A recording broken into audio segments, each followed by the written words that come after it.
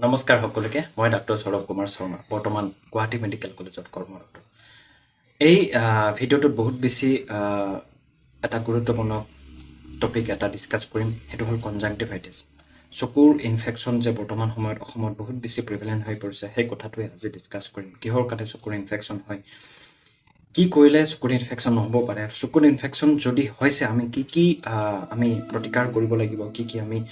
কৰিব লাগিব চকুৰ ইনফেকশ্যন যাতে ঠিক হয় আৰু আমাৰ পৰা যাতে চকুৰ ইনফেকশ্যন বেলেগলৈ নাযায় চকুৰ ইনফেকশ্যন এজন ব্যক্তিৰ পৰা বেলেগ এজন ব্যক্তিলৈ বহুত সোনকালে স্প্ৰেড হয় তো এই ভিডিঅ'টো শ্বেয়াৰ কৰি দিওঁ বহুত বেছি কমন হৈ পৰিছে বৰ্তমান সময়ত অসমত চকুৰ ইনফেকশ্যন পলম নকৰি আহক ভিডিঅ'টো আৰম্ভ কৰোঁ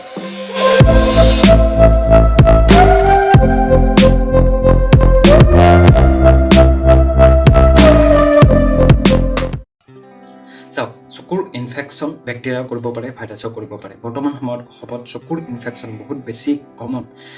চকুৰ ইনফেকশ্যন এজন ব্যক্তিৰ পৰা বেলেগ এজন ব্যক্তিলৈ বহুত সোনকালে স্প্ৰেড হৈ যায় বহুত সোনকালে স্প্ৰেড হয় তো এই চকুৰ ইনফেকশ্যন কিহৰ কাৰণে হ'ব পাৰে আৰু ইয়াতে মই এটা বহুত ইম্পৰ্টেণ্ট বা বহুত প্ৰিভেলেণ্ট হোৱা ভুল ধাৰণা এটা ক্লিয়াৰ কৰি দিওঁ এজন ব্যক্তিৰ যদি চকুৰ ইনফেকশ্যন হৈছে সেইজন ব্যক্তিৰ চকুত চালে চকুৰ ইনফেকশ্যন হয় বুলি আমাৰ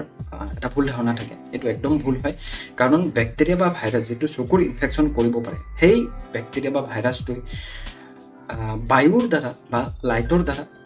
তেনেকৈ স্প্ৰেড হ'ব নোৱাৰে তেনেকৈ সংক্ৰমণ হ'ব নোৱাৰে তো এইটো এটা ভুল ধাৰণা আপোনালোকে ক্লিয়াৰ কৰি লওক কাৰণ এজন ব্যক্তিৰ যদি চকুৰ ইনফেকশ্যন হৈছে তেওঁৰ চকুত চালে আমাৰ চকুৰ ইনফেকশ্যন হ'ব নোৱাৰে এইটো একদম ভুল ধাৰণা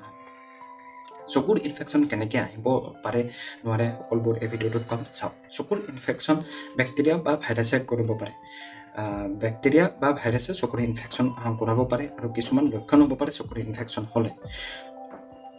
এতিয়া চকুৰ ইনফেকশ্যন কেনেকৈ সংক্ৰমণ হয় সেইটো ডিৰেক্ট কণ্টেক্টও হ'ব পাৰে ইনডাইৰেক্ট কণ্টেক্টও হ'ব পাৰে চাওক এজন ব্যক্তিৰ যদি চকুৰ ইনফেকশ্যন হৈছে তেওঁ যদি চকুটো মোহাৰি পেলাই যিকোনো বস্তু চুইছে ড'ৰ হেণ্ডেলে হওক টাৱেলে হওক বা যিকোনো বস্তুৱে দোকানত কিবা পেকেটে হওক সেই বস্তুটো চুই পেলাই যদি আমি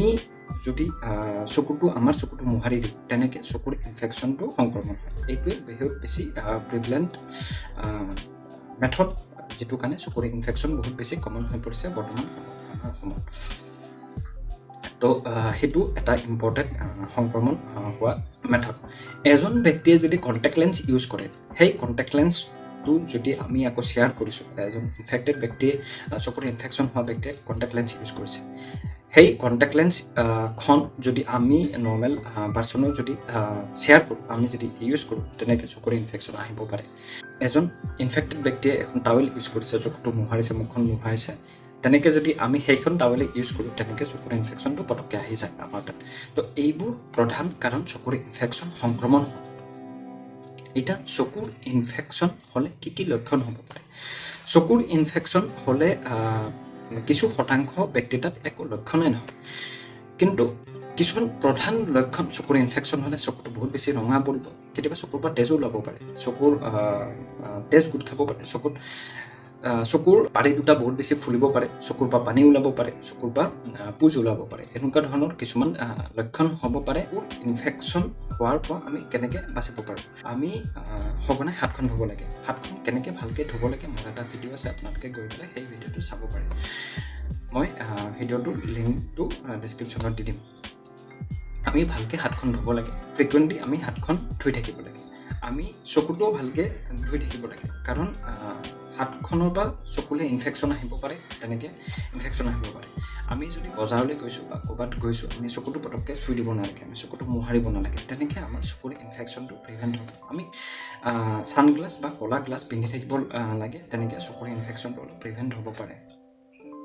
আমি কণ্টেক্ট লেন্স বৰ্তমান সময়ত ইউজ কৰিব নালাগে কাৰণ তেনেকৈ পটককৈ আমাৰ চকুৰ ইনফেকশ্যন হ'ব পাৰে এনেকুৱা ধৰণৰ কিছুমান আমি হেল্প মেজাৰ লৈ পেলাই চকুৰ ইনফেকশ্যনটো প্ৰিভেণ্ট কৰিব পাৰোঁ চকুৰ ইনফেকশ্যন যদি হৈছে আমি কি মেজাৰ ল'ব লাগে বহুত বেছি যদি চকুৰ ইনফেকশ্যন হৈছে আমি অলপ আইচলেটেড থাকিব লাগে আমি অলপ বেলেগকৈ থাকিব লাগে কাৰণ পটককৈ আমাৰ পৰা চকুৰ ইনফেকশ্যনটো বেলেগ এজন ব্যক্তিলৈ গুচি যাব পাৰে আমাৰ যদি চকুৰ ইনফেকশ্যন হৈছে আমি ডক্তৰৰ পৰামৰ্শ লৈহে দৰৱ খাব লাগে, চকুৰ ড্ৰপ ইউজ কৰিব লাগে। এনেকুৱা ধৰণৰ কিছুমান আমি হেল্থ মেজাৰ ল'ব লাগিব। আমি কণ্টেক্ট লেন্স ইউজ কৰিব নালাগে, চকুত কিবা কছমেটিক বা যিকোনো বস্তু আমি চকুত লগাব নালাগে, অকল দৰৱেই ইউজ কৰিব লাগে। আমি সঘনাই হাতখন ধুব লাগে, চকুটো পটককৈ মোহাৰি দিব নালাগে, চকুটো মোহাৰি পেলাই চকুটো পটককৈ মোহাৰি দিব নালাগে, চকুটো চুই পেলাই আমি বেলেগ বস্তু চোৱাৰ আগত হাতখন ধুব লাগিব। হাতখন ধুব লাগিব ভালকৈ, আমি চকুটো ধুব লাগিব, চকুত দৰৱ ইউজ কৰিব লাগিব, অলপ আইচলেটেড থাকিব লাগিব। আৰু টাৱেল যিকোনো বস্তু যদি আমাৰ চকুৰ ইনফেকশ্যন হৈছে বেলেগৰ লগত শ্বেয়াৰ কৰিব নালাগিব। এনেকুৱা ধৰণৰ কিবা হেল্থ মেজাৰ লৈ পেলাই আমি আমাৰ পৰা চকুৰ ইনফেকশ্যনটো বেলেগলৈ যোৱাটো আমি প্ৰিভেণ্ট কৰিব পাৰোঁ, লগতে আমাৰ চকুৰ ইনফেকশ্যনটো সোনকালে ঠিক কৰিব পাৰোঁ। ভিডিঅ'টোত কিবা নতুন কথা জানিব পাৰিলে বুলি আশা কৰিছোঁ। কিবা যদি আপোনালোকে বুজি পোৱা নাই, কিবা যদি আপোনালোকে জানিব বিচাৰে কমেণ্টত জনাওক, কিবা নতুন টপিকত যদি ভিডিঅ' বিচাৰে কমেণ্টত জনাওক। নিশ্চয় সেই টপিকটোত মই ভিডিঅ' বনাবলৈ প্ৰয়াস কৰিম, চেষ্টা কৰিম। ভিডিঅ'টো শ্বেয়াৰ কৰি দিওঁ, কাৰণ বৰ্তমান সময়ত অসমত বহুত বেছি প্ৰিভেলেণ্ট হৈ পৰিছে আমাৰ চকুৰ ইনফেকশ্যন। ভিডিঅ'টো লাইক কৰি দিব, শ্বেয়াৰ কৰক, ছাবস্ক্ৰাইব কৰি দিয়ক। এনেকুৱা ধৰণৰ কিছুমান হেল্থ ৰিলেটেড টিপছ এই চেনেলটোত পাই থাকিব। ভিডিঅ'টো আপোনালোকৰ সময় ওলাই চোৱাৰ বাবে আপোনালোকক অশেষ ধন্যবাদ।